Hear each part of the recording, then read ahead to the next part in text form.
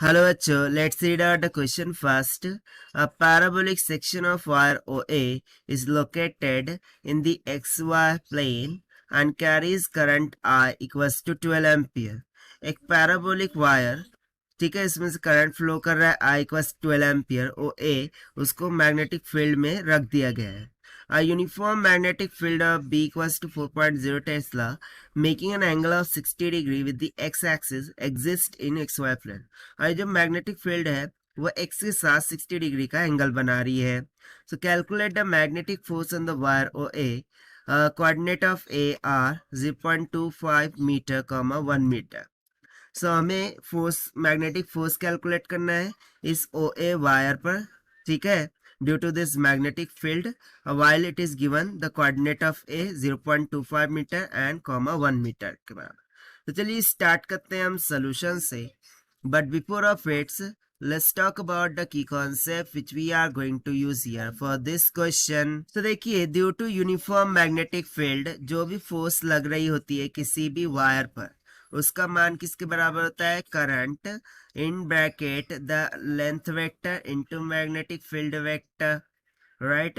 सो ऐसी कंसेप्चुअल फॉर्मूले का ना हम यहाँ पर यूज करने वाले हैं. बट इसके लिए मुझे सबसे पहले तो एक शॉर्टेस्ट डिस्टेंस देखना होगा, क्योंकि देखिए ये राउंड मैनर में, सो इसमें कोई भी एक कांस्टेंट पॉइंट नहीं होगा. सो मुझे शॉर्टेस्ट डिस्टेंस देखना होगा जो कि ये वाला हो जाएगा, ठीक है, ये वाला ओ ए, ये क्या हो गया उसका शॉर्टेस्ट डिस्टेंस, और इसको हम मान लेंगे एल वेक्टर के बराबर.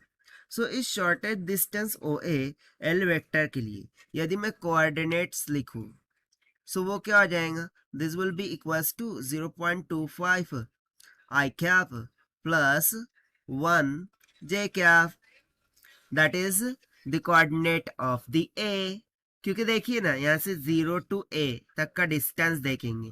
सो 0, ये जो ओ पॉइंट है इसके कोऑर्डिनेट क्या है? 0 टू 0, और ये क्या है? 0.25 टू 1. सो ऑब्वियस सी बात है, एल वेक्टर क्या हो जाएगा? 0.25 आई क्या प्लस 1 जे क्या, ठीक है. सो ये आ गया हमारे पास L vector. Now if you see that, so हमें मैग्नेटिक फील्ड वेक्टर यहाँ पर थोड़ा सा ना फाइंड करना होगा. तो कैसे फाइंड करेंगे? सो बेसिकली मैग्नेटिक फील्ड ये एक्स एक्सिस के साथ 60 डिग्री एंगल पर है. सो इसके बेसिकली दो कंपोनेंट हो जाएंगे, एक हॉरिजॉन्टल कंपोनेंट और एक vertical component. So magnetic field का मान कितना है? 4 मल्टीप्लाई बाय एक हो जाएगा कॉस ऑफ 60, ठीक है, कॉस ऑफ 60 आई कैप, ये हो गया हमारा horizontal component, plus vertical component हो जाएगा sine of 60 J cap, right. So this is equals to 4 in bracket cos 60 होता है 1/2 आई कैप प्लस sin 60 होता है √3/2 जे कैप. 4 को अंदर मल्टीप्लाई कीजिए, कितना आ जाएगा? 2 आई कैप, ठीक है, 2 2 4 प्लस 2√3 जे कैप. ये आ गया हमारे पास मैग्नेटिक फील्ड वेक्टर का मान. करंट गिवन है, लेंथ वेक्टर पता है, मैग्नेटिक फील्ड वेक्टर भी आगे चुका है. तो चलिए स्टार्ट कर देते हैं हम फॉर्मूले से. सो कंसेप्चुअल फॉर्मूला क्या है फोर्स का? F is equals to I in bracket L cross B vector.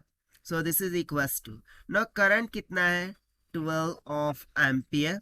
और जब कभी हम बात कर रहे होंगे cross product of two quantities, उसके लिए हम इस तरीके से डिटर्मिनेंट बना लेते हैं, राइट. यहाँ पर हम लिख देते हैं आई कैप, ये हो जाता है जे कैप, के कैप, और इसकी करस्पॉन्डिंग कंपोनेंट्स. तो सबसे पहले एल के आ जाएंगे 0.251, और के नहीं है यहाँ पर, यानी कि वो 0 है. देन उसके बाद मैग्नेटिक फील्ड के आ जाएंगे 2, ये आ जाएगा 2√3, और ये आ जाएगा 0. सो देखिए के यहाँ पर दोनों तरफ 0 है. सो जब हम आई और जे के कंपोनेंट कैलकुलेट करेंगे, सो वो तो 0 0 आएंगे, राइट. यानी कि F will be equals to 0 I cap minus का 0 J cap plus only the K term is going to come. So 0.25 multiply by 2 हो गया 0.5√3 माइनस में, ठीक है, माइनस में ये 2 आंसर क्या हो जाएगा? 2, और यहाँ पर हो गया के क्या. बट इसके आउटसाइड में ये 12 एम्पियर का करंट भी तो है, राइट. सो इस 12 एम्पियर के करंट को भी हम यहाँ पर लिख देते हैं, right. So F will be equals to 12 multiply by this. Okay, ना 12 को अंदर मल्टीप्लाई करेंगे फिर बाहर निकालेंगे। सो फिर फाइनली हमें क्या मिल जाएगा, आंसर। सो देखिए मैं यहाँ पर राइट डाउन कर रहा हूँ, राइट। सो यहाँ से देखिए force F will be equals to 12×5 = 60, यानी कि एक जीरो से एक पॉइंट चला गया, सो ये 6√3 होगा, राइट, माइनस ऑफ 24, और ये हो जाएगा के कैप। अब हम क्या करते हैं, 6 को कॉमन काटते हैं, सो ये जाएगा 6√3, 6×4 = 24, यानी कि √3 - 4 के कैप, और यही हो जाएगा हमारा आंसर फॉर दिस क्वेश्चन, जिसको हमने सॉल्व किया है by using the conceptual formula of force due to uniform magnetic field से। Now let us check the option. So option A will become correct.